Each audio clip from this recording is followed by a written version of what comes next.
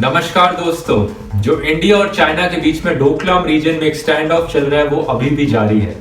ये disputed reason China और भूटान के बीच में लाया करता है, जहां से इंडियन आर्मी और चाइनीज आर्मी दोनों में से कोई भी पीछे हटने को तैयार नहीं है।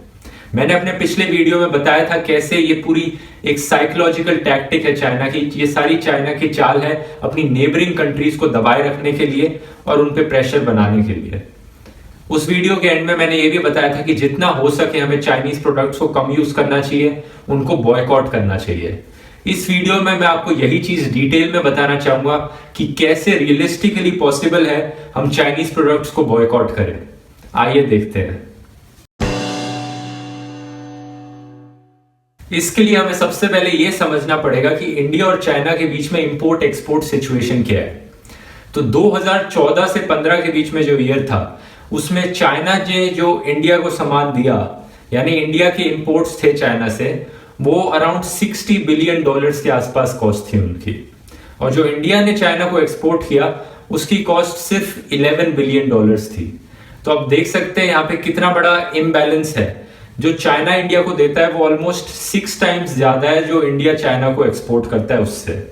इस चीज को ट्रेड डेफिसिट कहते हैं और ये अच्छी चीज नहीं होता होना।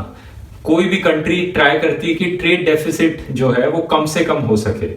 तो यहाँ पे कुछ $50 बिलियन का ट्रेड डेफिसिट है इंडिया और चाइना के बीच में। 2010 में ये कम हुआ करता था और ओवर द टाइम्स ये बढ़ता ही चला गया। और क्योंकि चाइना ज्यादा एक्सपोर्ट कर रहा है जितना वो इंपोर्ट कर रहा है, तो इंडिया के साथ वो एक ट्रेड सरप्लस सिचुएशन में है। ये ट्रेड डेफिसिट की बिल्कुल उल्टी सिचुएशन है और ट्रेड सरप्लस सिचुएशन में रहना ही एडवांटेजेस रहता है। ऐसा इसलिए क्योंकि जिस कंट्री को एक्सपोर्ट किया जा रहा है सामान वो ज्यादा डिपेंडेंट है आपके ऊपर। अगर आपने प्राइस बढ़ा दिए तो उस कंट्री को ज्यादा भारी कॉस्ट पे करनी पड़ेगी। लेकिन एट द सेम टाइम अगर दोनों ही कंट्रीज ने अपनी टोटल ट्रेड 50% से कम कर दी तो चाइना को ज्यादा भारी नुकसान उठाना पड़ेगा, क्योंकि उसका $60 बिलियन का सामान इंडिया में आ रहा है तो 50% से कम हो गया तो वो $30 बिलियन का नुकसान हो जाएगा चाइना को। और अगर इंडिया के एक्सपोर्ट्स $10 बिलियन हैं, वो 50% से कम हो गए तो इंडिया को सिर्फ $5 बिलियन का नुकसान होगा। इस केस में चाइना को ज्यादा नुकसान उठाना पड़ेगा। इसलिए इंडिया को फोकस करना चाहिए कि कैसे इंडिया चाइना के इंपोर्ट्स को कम कर सकता है, उनको किस तरह से रिप्लेस किया जा सकता है। तो इसके सॉल्यूशन के तौर पे जो ज्यादातर लोगों के दिमाग में सबसे पहली चीज आएगी वो ये है कि इंडियन गवर्नमेंट चाइनीज इंपोर्ट्स पे बैन क्यों नहीं लगा देती।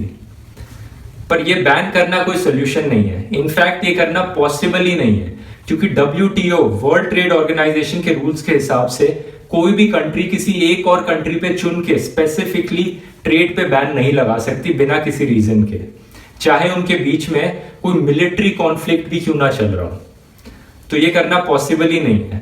और मान लो ये करना पॉसिबल भी होता, इंडियन गवर्नमेंट ने सारे चाइनीज इंपोर्ट्स पे बैन लगा दिया, तो ये सोचिए भाई साहब कि जो $60 बिलियन का सामान इंडिया में इंपोर्ट हो रहा है उसका क्या होगा। इंडिया को कितना ज्यादा भारी नुकसान उठाना पड़ेगा, वो सामान कहां से आएगा आखिर। तो बैन करना कोई सोल्यूशन नहीं है, इनफैक्ट रिप्लेस करना सोल्यूशन है। बैन नहीं, रिप्लेस करो चाइनीज प्रोडक्ट्स को। अब इसमें लोग बोलेंगे कि रिप्लेस करने के लिए made in India products use करना शुरू कर दो। सुनने में अच्छा लगता है और करना भी चाहिए मेड इन इंडिया, लेकिन ये सोचिए $60 बिलियन का सामान चाइना से आ रहा था।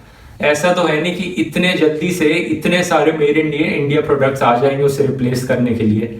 इतनी मैन्युफैक्चरिंग इंडिया में होती नहीं है कि उससे रिप्लेस किया जाए। तो इसका एक रियलिस्टिक सोल्यूशन है कि चाइना के इंपोर्ट्स को धीरे धीरे बाकी और कंट्रीज के इंपोर्ट से रिप्लेस कर दिया जाए।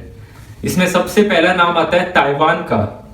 अगर हम ब्रेक डाउन करें कि कौन कौन सा सामान इंडिया चाइना से इंपोर्ट करता है, ये मैंने इस एक्सेल शीट में किया था, वर्ल्ड ट्रेड ऑर्गेनाइजेशन की वेबसाइट से सारा डेटा लिया हुआ है।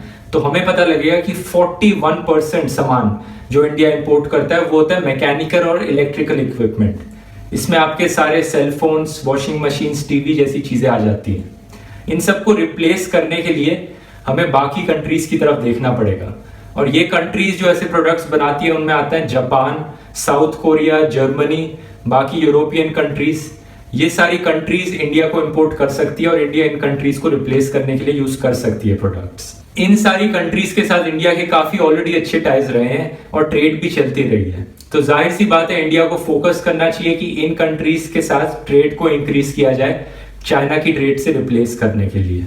लेकिन यहाँ पे एक स्पेशल कंट्री का नाम आता है, वो है ताइवान।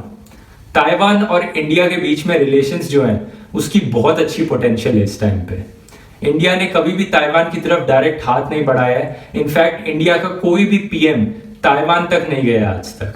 ऐसा इसलिए है क्योंकि इंडिया कभी नहीं चाहता था कि वो चाइना के साथ अपनी रिलेशनशिप खराब करे। चाइना हमेशा से मानता है कि ताइवान उसी का ही एक हिस्सा है, ताइवान एक सेपरेट कंट्री नहीं है, चाइना ऐसा मानता है। लेकिन चाइना जिस तरह से इंडिया के साथ बॉर्डर कॉन्फ्लिक्ट्स बढ़ा रहा है, जबरदस्ती साइकोलॉजिकल प्रेशर डाल रहा है कंट्रीज के ऊपर, इंडिया के पास बहुत अच्छा मौका है ये कि इंडिया ताइवान की तरफ हाथ बढ़ाए। इनफैक्ट मैं तो कहूंगा कि प्राइम मिनिस्टर मोदी को सबसे पहले प्राइम मिनिस्टर बन जाना चाहिए जो ताइवान जाए और इंडिया और ताइवान के बीच में ट्रेड टॉक्स करें। इससे चाइना को सिर्फ ट्रेड के मामले में ही नहीं बल्कि जो अभी डोकलाम के बीच में इशू चल रहा है इस पे भी बहुत साइकोलॉजिकल प्रेशर पड़ेगा।